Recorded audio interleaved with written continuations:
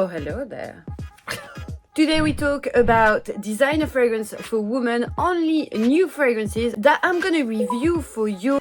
Very honestly, sometimes I think they should hire new people in brand side office. Anyway, let's start. You know I love my designer, but I'm a little bit more critic with designer fragrance. Of course, when you're used to like top quality of niche, when you smell a designer, it's always a bit tough. So let's see what's really worth your attention this year. Marc Jacob, and it's perfect as I am. I know, right? I've seen few versions of it, or few like flankers of it, which I have absolutely no clue. I mean, Marc Jacob, I think I stopped at Daisy dot maybe, but that's it. It's a great surprise actually for me, this release, because I could smell a note that I never smell in a women's designer fragrance, and it's a banana. Usually with women designer, we keep to those boring ingredients, even if I love them, of course, but it's always the same. It's really annoying me, which is santal orange or mandarin for even softer touch, rose jasmine, done. Or you can pick those ingredients but make it a little bit more differently. So we have banana, so I'm really happy to smell that. It gives something really nicely exotic and also a different kind of sweetness, because when you think of sweet for women, you think of candy-like, fluffy, unicorn-like. This is different. This is like an exotic sweetness, like a cocktail. Like for someone like me that loves pina colada, it makes me think of holiday. I am absolutely enchanted by this. I think again it's not mind-blowing, because at the same time, like, there's not really a big contrast in the fragrance. It's a bit flat, you know, but I feel I really love that note, and I would be really happy to have this in my collection. My number 2 is Nerolia Vetiver, and this is by Guerlain. The Aqua Allegoria line, this is for me one of the top line. If you're going on holiday, you're going somewhere where it's warm, well, get yourself an Aqua Allegoria and you will be full happy, because you get something fresh, not heavy, and something that's not going to be too heady. However, with Nerolia Vetiver, be careful, because Neroli, just to remind you, is the flower of the orange tree. It gives that baby powder smell, because this slightly soft, powdery orangey is really present in that flower. Absolutely love it. Vetiver perfectly balances it, like this touch of earthy notes at the background without being really intense, is really nicely done. It's fresh, but at the same time I'd say this is the most comforting of all the Aqua Allegoria range. Highly recommend. I love this. Big crush. I think it will stay one of my favorite of the range, with coconut fizz, so I need to buy that straight away before they discontinue my stuff again. He is Narciso Rodriguez, and he's Narciso Cristal, so a flanker of Narciso Classic. I mean, my favorite always been Narciso Poudré. I think if you're looking for something sexy, it's amazing, mind-blowing, long-lasting, performing as crazy, amazing. I was expecting a lot from this one. I was like, oh, what if we get like a nice summer version of our beautiful Poudré, imagine. Well, nope. I'm a bit more critical to Narciso Rodriguez, because he's one of my favorite designers. It's just like flat, flowery, nothing original. It's nice, objectively it's nice, but I was expecting so much more. Maybe like something a bit more powdery actually, because it's nothing like before. Like it's more something fresh, airy, like with this flower tone. So very romantic, but nothing a little bit. It's knocking at the door now.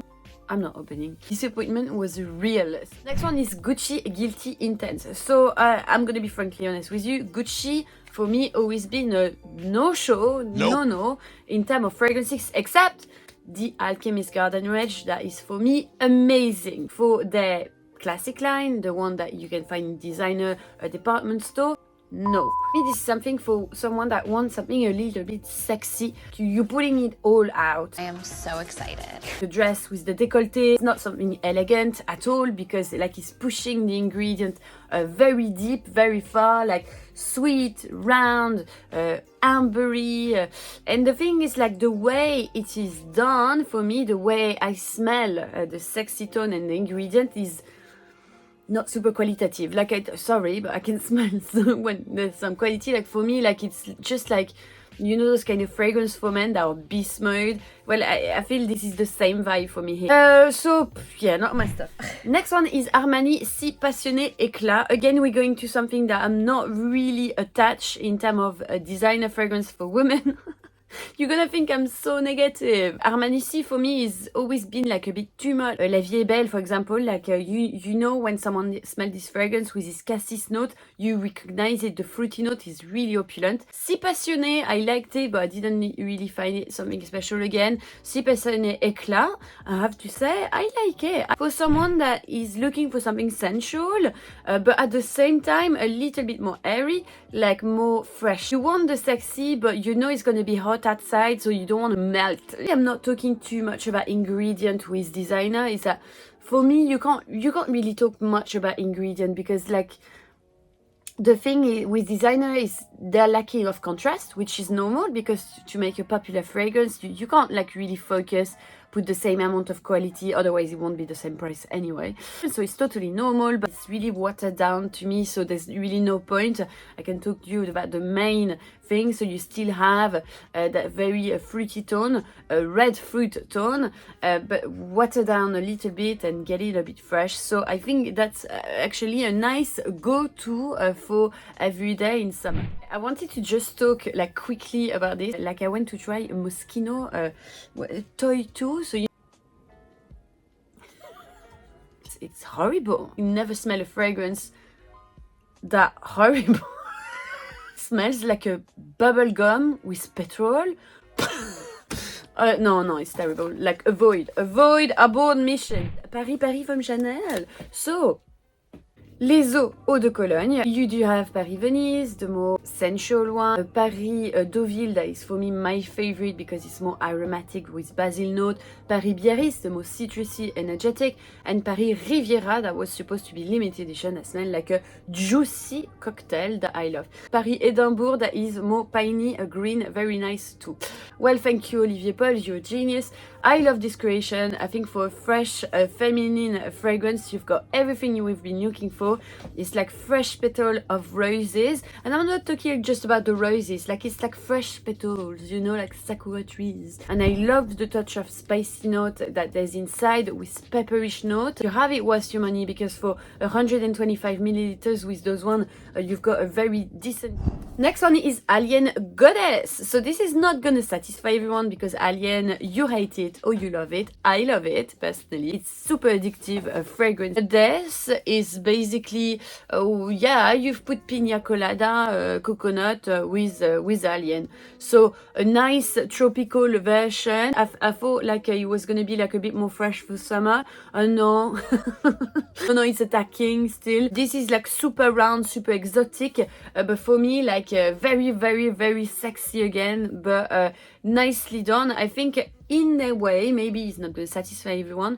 You get something very unique with Thierry Mugler, and this is what I appreciate with the brand. So I'd say a yes for me. Next one is Irrésistible Eau de Toilette by Givenchy. Alors, I think this is useless. If you want a floral, you'd rather go for Eau Demoiselle. That is so beautiful, a bit vintage, but so beautiful. Okay, like there's nothing. Like it's got nothing. Me, I smelled it a second. I was like, I don't even want to try. Even the bottle doesn't look nice, like for Givenchy, like I'm used to better. So I'm like, really like, no. But if you still want to go to Givenchy, I will highly advise you to get Givenchy Eau de Parfum Rouge. Slightly new, because I think it was last year or the year before, I can't remember. An amazing release. One of the best fragrances I smell in a Givenchy line since years. The fruity note and the florals are dense, intense, without being tacky. This is elegance for me, but sweeter. This is what I mean when people are like, yeah, but what if I want a sweeter fragrance like La Vie est Belle and stuff?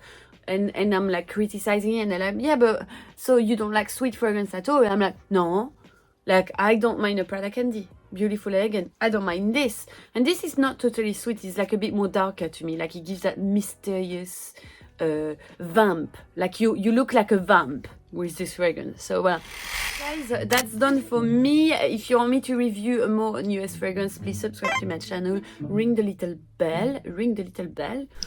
No, not ring. Maybe call me on this phone and tell me which fragrance you want to have. Hello? La vie est belle? Oh no, sorry, we don't talk about this here. Oula. Aïe! Mais je suis bloquée! Mais putain! Mais qu'est-ce que c'est que cette merde? Bon, bah il y aura un nœud. Hein.